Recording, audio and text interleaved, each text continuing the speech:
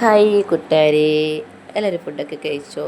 എല്ലാവരും ഉറക്കമായെന്നറിയാം. അപ്പം ഞങ്ങളുടെ ചേട്ടായി ഇന്ന് 3 മാസത്തെ അവധി 3 മാസമൊക്കെ കഴിഞ്ഞ് ലീവ് എടുത്ത് വന്നിട്ടുണ്ട് ഞങ്ങളുടെ അടുത്തോട്ട്. അപ്പം വന്ന് മക്കൾക്ക് കുറേ കളിപ്പാട്ടമൊക്കെ കൊണ്ടുവന്നിട്ടാ. അച്ഛൻ വന്നതൊന്നും അറിയാതെ ആൾ കിടന്ന് നല്ല ഉറക്കമായിരുന്നു. ഉറങ്ങി എഴുന്നേറ്റ് നോക്കിയപ്പോൾ അച്ഛനെ കണ്ട ആൾ ഷോക്കായി കേട്ടോ.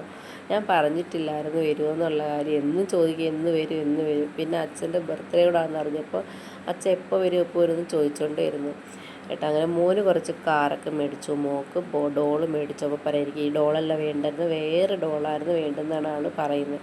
പിന്നെ ഇന്ന് ഞങ്ങളുടെ ചേട്ടായിയുടെ ബർത്ത്ഡേ കൂടിയായിരുന്നു കേട്ടോ. അപ്പം ബർത്ത്ഡേക്ക് വരുന്ന ഒട്ടും ഞാൻ പ്രതീക്ഷിച്ചിട്ടില്ലായിരുന്നു. എന്നാലും ഞാനൊരു ഷർട്ട് വാങ്ങിച്ച് വെച്ചിട്ടുണ്ടായിരുന്നു. അങ്ങനെ ഷർട്ട് മേടിച്ച് വർക്കൊക്കെ ചെയ്ത് വെച്ചിട്ടുണ്ടായിരുന്നു. ആൾ അതെടുത്ത് നോക്കിയിട്ട് പറയായിരുന്നു ഈ ഷർട്ട് എന്ന് കേട്ടോ. ആൾ ഭയങ്കര ഇഷ്ടമായെന്നാണ് പറഞ്ഞത്. ആളൊട്ടും പ്രതീക്ഷിച്ചില്ല. ഞാൻ എപ്പോഴും ചോദിക്കായിരുന്നു എന്താ വേണം എന്ന് വേണമെന്ന്. എങ്ങനെയുണ്ട്, കൊള്ളാമോ, അടിപൊളിയല്ലേ? അപ്പം എനിക്ക് ഭയങ്കര ഇഷ്ടമായി കേട്ടോ. ഞാൻ ഒട്ടും പ്രതീക്ഷിച്ചില്ല. ആൾ നല്ല കറക്റ്റ് അളവുമായിരുന്നു.